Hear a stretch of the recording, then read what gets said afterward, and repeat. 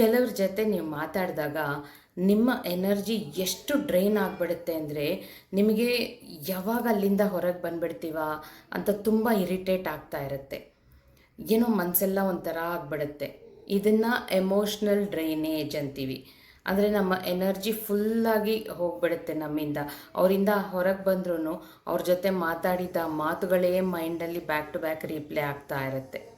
So ಅಂಥ ಜನಗಳಿಂದ ನೀವು ಹೇಗೆ ತಪ್ಪಿಸ್ಕೋಬೇಕು ಅಂದರೆ, ಅವರಿಂದ ಸಾಫ್ಟಾಗಿ ಏನೋ ಒಂದು ಹೇಳಿ, ಫೋನಂತೂ ಇದ್ದೇ ಇರುತ್ತೆ, ಕಾಲ್ ಬಂತು ಅಂತ ಹೇಳಿ ಅಲ್ಲಿಂದ ಹೊರಗೆ ಬಂದುಬಿಡಿ. ಅಲ್ಲಿಂದ ದೂರ ಬಂದು ಮೈಂಡನ್ನು ಇಮಿಡಿಯೇಟಾಗಿ ಚೇಂಜ್ ಮಾಡ್ಕೊಂಬಿಡಿ. ಯಾಕೆಂದರೆ ಅವ್ರ ಜೊತೆ ಮಾತಾಡಿ ನಿಮ್ಮ ಎನರ್ಜಿ ಫುಲ್ಲಾಗಿ ಡ್ರೈನ್ ಆಗಿದೆ. ಈಗ ಮತ್ತೆ ನಿಮ್ಮ ಫ್ರೀಕ್ವೆನ್ಸಿನ ನೀವು ಹೈ ಮಾಡ್ಕೊಂಬಿಟ್ರೆ ನಿಮ್ಮ ಮನಸ್ಸು ಪ್ರಶಾಂತವಾಗಿರುತ್ತೆ. ನಿಮ್ಮ ಫ್ರೀಕ್ವೆನ್ಸಿ ಹೈ ಆಗಬೇಕು ಅಂದರೆ ಇಮಿಡಿಯೇಟಾಗಿ ನೀವು ಎಲ್ಲಿದ್ರೂ ಅಲ್ಲಿ ನಿಮಗೆ ಜೊತೇಲಿ ಬೇರೆ ಯಾರೂ ಇಲ್ಲ ಅಂದರೂ ನಿಮ್ಮ ಫೋನಂತೂ ಇದ್ದೇ ಇರುತ್ತೆ.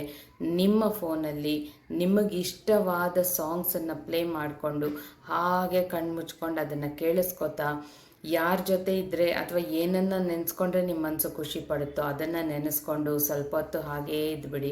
ಆವಾಗ ಆ ಇನ್ಸಿಡೆಂಟಿಂದ ಹೊರಗಡೆ ಬರ್ತೀರಾ. ಇಲ್ಲಾಂದರೆ ಏನಾಗುತ್ತೆ, ಅವ್ರ ಜೊತೆ ಮಾತಾಡಿದ್ದನ್ನೇ ನೆನೆಸ್ಕೊಂಡು ಅವರ ಎಮೋಷನ್ನ ಕೂಡ ನೀವು ತಗೋತೀರಾ. ನಿಮ್ಮಲ್ಲಿರೋ ಎನರ್ಜಿನ ಡ್ರೈನ್ ಮಾಡಿಬಿಡ್ತೀರಾ.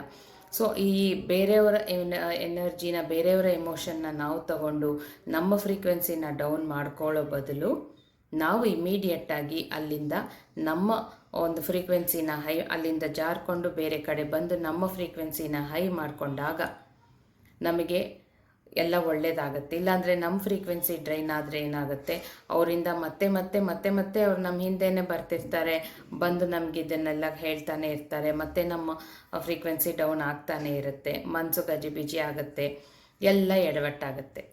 ಸೊ ಏನೇ ಆಗಲಿ, ಫಸ್ಟ್ ನಿಮ್ಮ ಗಮನ ಫ್ರೀಕ್ವೆನ್ಸಿ ಮೇಲಿರಲಿ. ನಿಮ್ಮ ಫ್ರೀಕ್ವೆನ್ಸಿ ಯಾರ ಜೊತೆ ಮಾತಾಡಿದ್ರೆ ನಿಮ್ಮ ಮನಸ್ಸು ಖುಷಿ ಪಡುತ್ತೆ ಅಂಥವ್ರ ಜೊತೆ ಜಾಸ್ತಿ ಕಾಲ ಕಳೀರಿ. ಯಾರ ಜೊತೆ ಮಾತಾಡಿದ್ರೆ ನಿಮ್ಮ ಎಮೋಷನ್ ಡ್ರೈನ್ ಆಗ್ತಿದೆಯೋ ಅಂಥವರಿಂದ ದೂರ ಇದ್ಬಿಡಿ. ಯಾಕೆಂದರೆ ಎಷ್ಟು ಕಷ್ಟಪಟ್ಟು ಫ್ರೀಕ್ವೆನ್ಸಿನ ಹೈಯಲ್ಲಿ ಇಟ್ಕೋತೀರಾ, ಯಾರಿಂದನೂ ನಿಮ್ಮ ಫ್ರೀಕ್ವೆನ್ಸಿ ಯಾಕೆ ಡೌನ್ ಆಗಬೇಕು ಅಲ್ವಾ?